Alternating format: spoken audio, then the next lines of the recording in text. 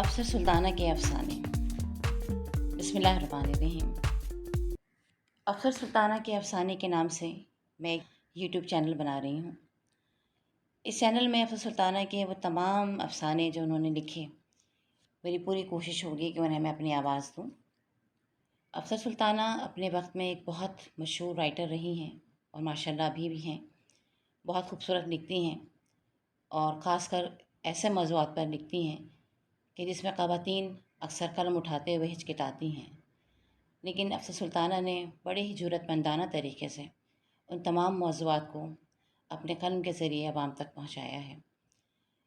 آپ اپنے نام سے اور اپنے کام سے دونوں ہی باتوں سے پہچانی جاتی ہیں۔ ایک بہت اچھی استاد بھی رہی ہیں، کافی عرصے تک سر سید یونیورسٹی میں انگلش کی ہیڈ آف ڈپارٹمنٹ رہیں اور ایک اچھی ہومیوپیتھک ڈاکٹر بھی ہیں۔ جتنی شفا لوگوں کے ذہنوں کے لیے آپ کے افسانوں میں ہے، اللہ تبارک و تعالیٰ نے اتنی ہی شفا آپ کی دواؤں میں بھی ڈالی ہے اور اتنی ہی مٹھاس ان کے لہجے میں بھی ہے۔ میری یہ کوشش ہوگی کہ زیادہ سے زیادہ ان کے افسانے جو ہیں وہ میں آپ کی نظر کر سکوں۔ جس طرح آپ لوگوں نے پرنٹ میڈیا پر ان کے افسانوں کو پذیرائی دی ہے، مجھے امید ہے کہ سوشل میڈیا کے اس چینل پر بھی آپ ضرور ان کے افسانوں کو پذیرائی دیں گے اور ضرور اپنے کمنٹس بھی دیں گے، ہمیں بتائیں گے کہ کس طرح اسے امپروو کیا جائے اور زیادہ اچھی طرح سے بیان کیا جائے۔ امید ہے کہ یہ چینل آپ لوگوں کی ایک جو دیرینہ خواہش تھی کہ افسر سلطانہ کے افسانے جو ہیں وہ ایک جگہ کیے جائیں، تو اس کو ضرور تھوڑا بہت پورا کرنے کی کوشش کروں گی۔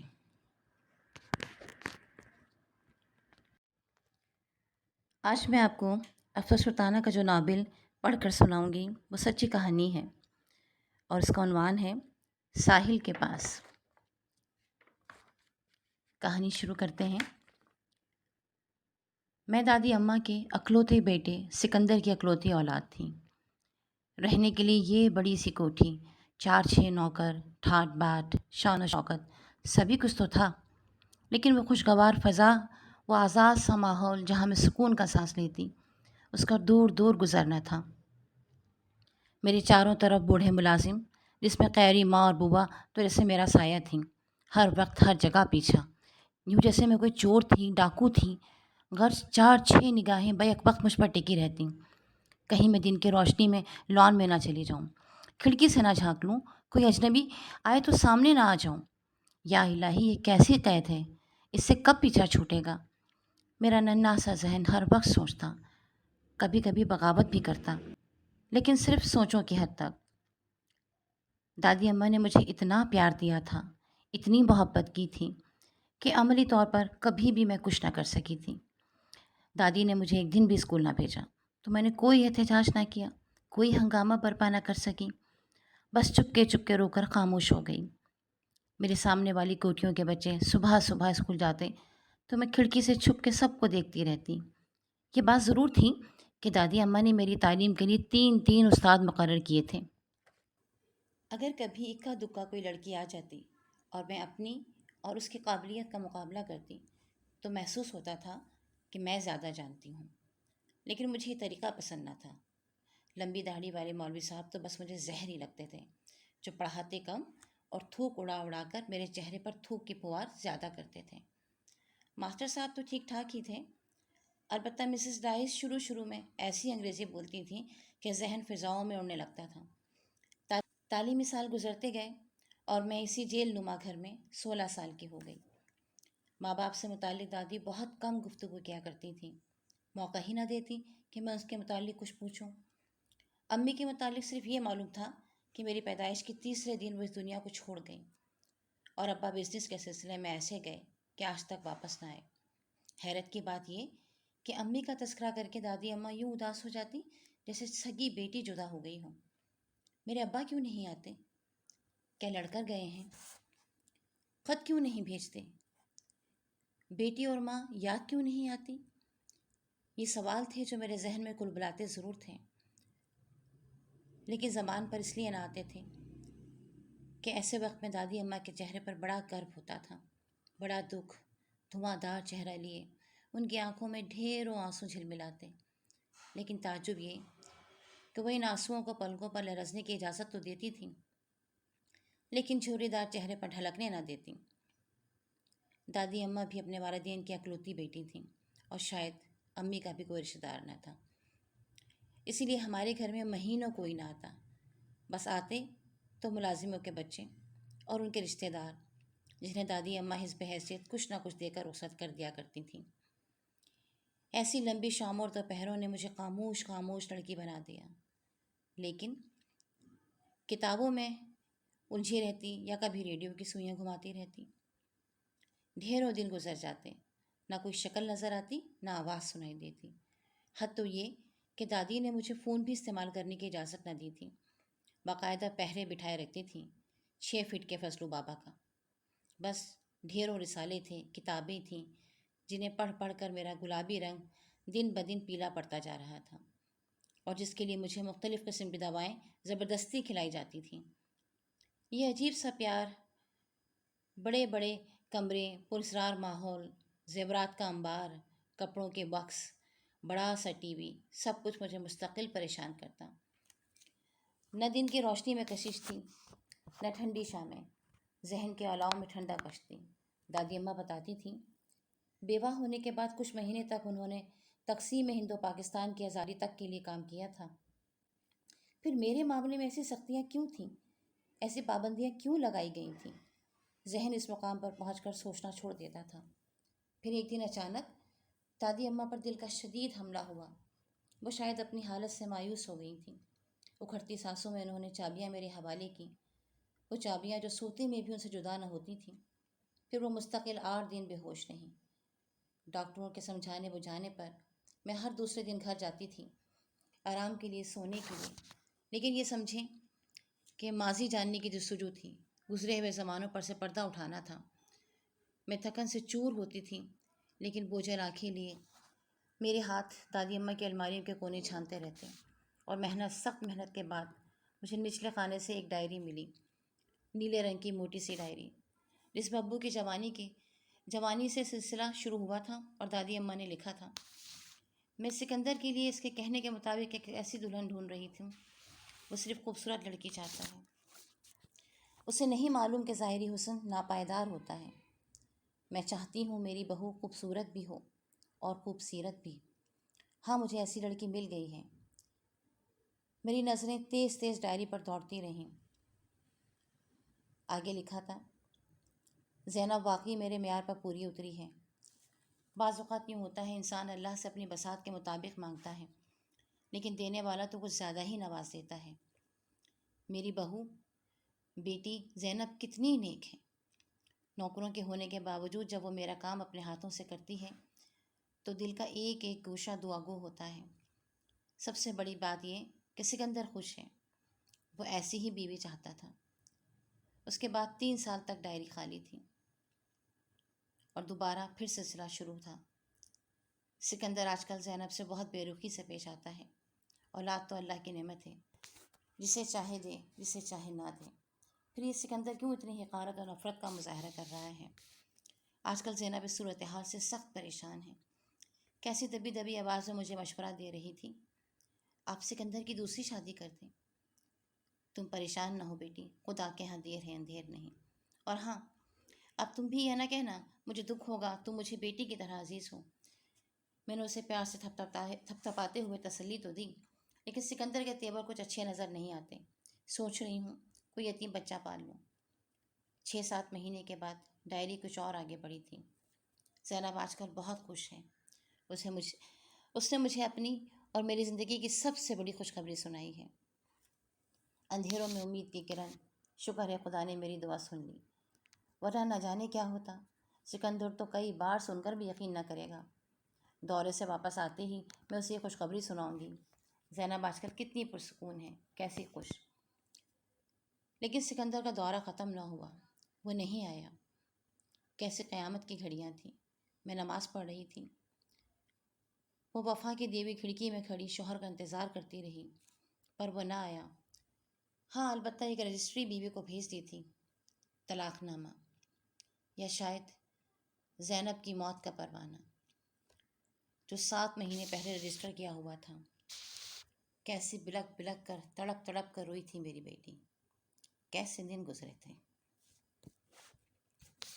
شاید صرف اس کو دنیا میں آنا تھا، تبھی تو زندہ لاش کی طرح جی گئی تھی اتنے مہینوں تک. کیسا ظلم کیا سکندر نے، کیسا کٹھور بن گیا. کم سے کم ایک بار آ کے مجھ سے پوچھ ہی لیتا. ٹھیک ہے، اس کی سزا یہی ہے کہ اسے اس کی بیٹی کی اطلاع دے کر پیغام بھیجا جا رہا ہے کہ وہ کبھی یہاں نہ آئے، بیٹی کی شکل نہ دیکھ سکے، تڑپ سکے. اور میری دعا ہے کہ سکندر کے گھر کبھی اولاد نہ ہو، وہ یوں ہی تڑپتا رہے. وہ میرے گھر اب تو نہیں آ سکتا، آیا بھی تو دھتکار آ جائے گا اجنبی کی طرح. پھر 5 سال کے بعد لکھا تھا، میرے خدا نے سن لی ہے، سکندر اب بھی اولاد سے محروم ہے، اور میں مرتے دم تک اسے اس کی بیٹی سے ملنے نہ دوں گی، اس لیے کہ زینب کا تڑپنا، بلکنا اور سسک کا مرنا صرف میں نے ہی دیکھا ہے. شاید اس پر ظلم ہو، لیکن کسی نہ کسی کو تو گیہوں کی طرح پسنا ہوگا. اور پھر میری سب سمجھ میں آتا گیا، پابندیوں کا مطلب، قید کی داستان. لیکن سب کچھ معلوم ہونے پر بھی نہ میں باپ کی یاد دل سے بھلا سکی، نہ دادی اماں سے نفرت ہوئی. کون اپنی جگہ صحیح تھا، کون غلط. میں تو بس صدق دل سے دادی اماں کی صحتیابی کی دعائیں مانگتی رہی، اس لیے کہ میرے لیے وہی سب کچھ تھیں.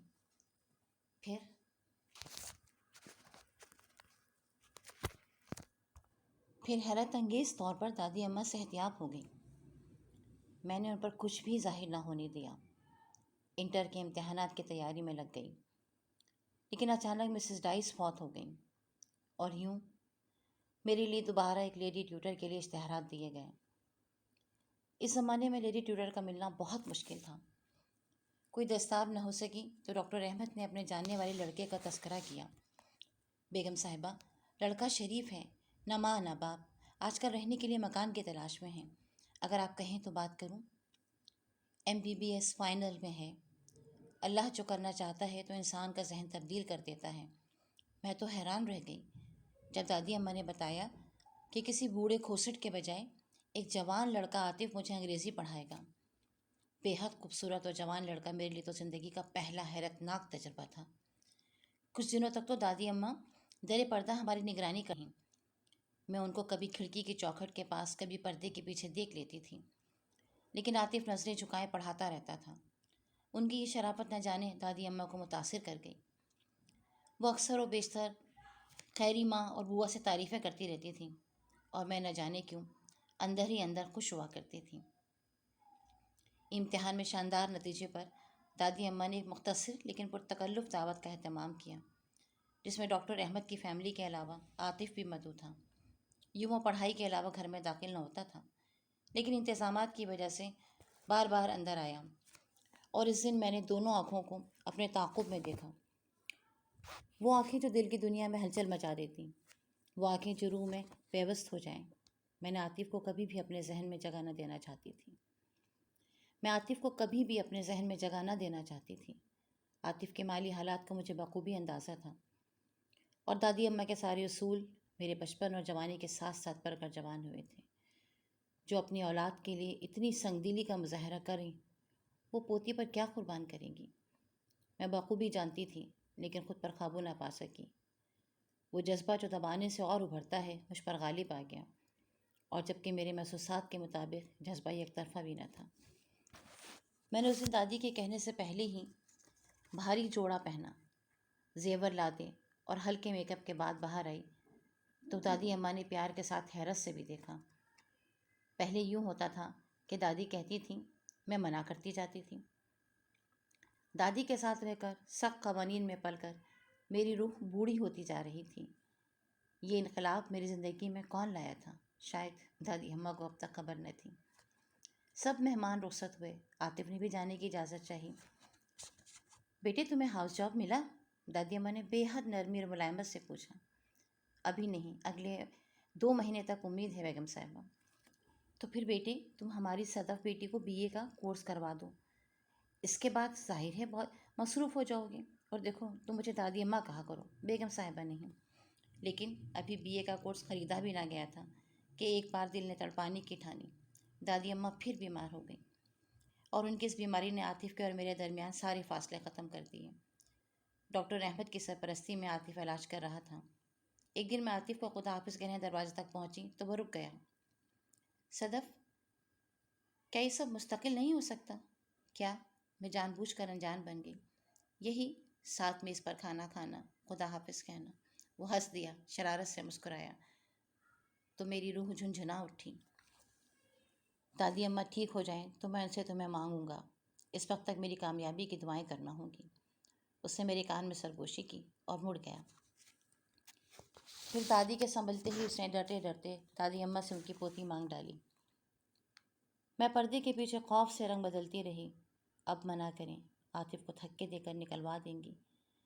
لیکن دادی اماں نے جس پیار سے ان کی بات سنی، جس خلوص سے ہاں کی، اور جس طرح ہفتے بھر بعد ہی مجھے عاطف کی دلہن بنا دیا، اس پر کئی دنوں نہ مجھے اعتبار آیا نہ عاطف نے یقین کیا۔ شادی کے بعد عاطف نے دادی اماں کے گھر رہنا پسند نہ کیا۔ ہم سرکاری گھر میں آ گئے۔ دادی اماں مستقل بیمار تھیں۔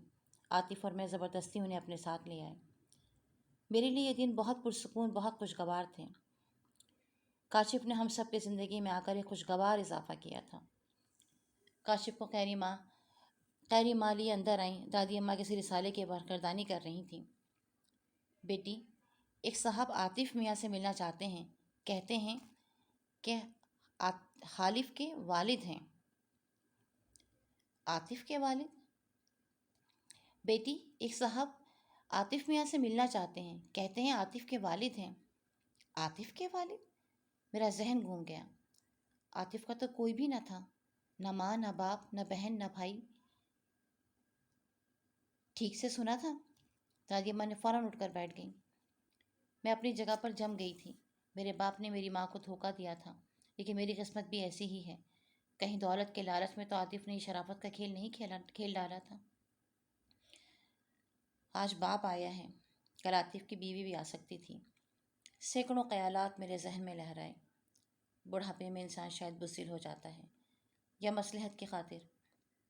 دادی اماں نے میرے کندھے پر پیار سے ہاتھ رکھتے ہوئے کہا، پریشانی کی کیا بات ہے؟ جاؤ ملو، عاطف کو فون کر کے بلواؤ، چائے وغیرہ کا پوچھو، ممکن ہے عاطف لڑ کر آ گیا ہو۔ دادی اماں کی تسلی پر میں ہمت کر کے نکلی۔ چہرہ پر وقار تھا، شخصیت شاندار تھی۔ چند لمحوں تک تو میں بول ہی نہ سکی، پھر وہ خود ہی بولے، عاطف کی دلہن ہو بیٹی؟ جی ہاں۔ میں رکی۔ عاطف نے تو آپ کا تذکرہ نہیں کیا۔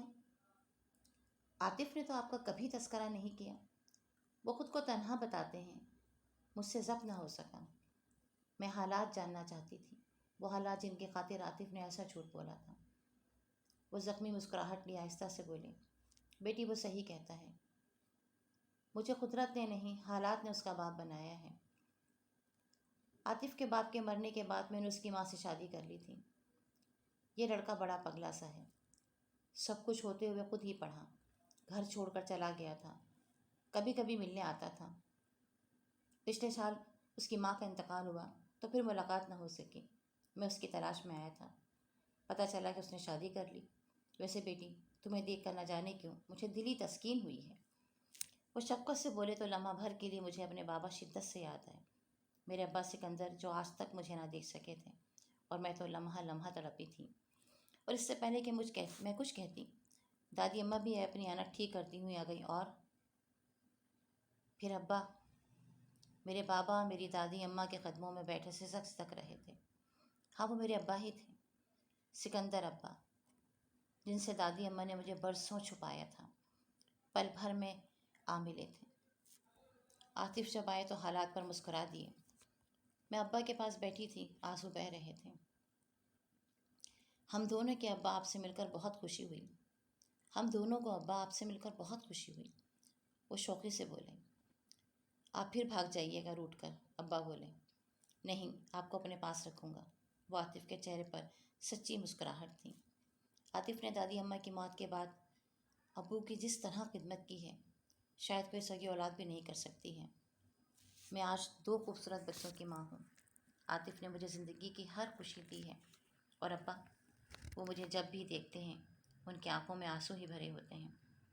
نہ جانے یہ لمحہ لمحہ ابلنے والے آنسو بیٹی کے ملنے کا جشن مناتے ہیں یا بیوی کی دائمی جدائی میں ماتم کنا ہوتے ہیں۔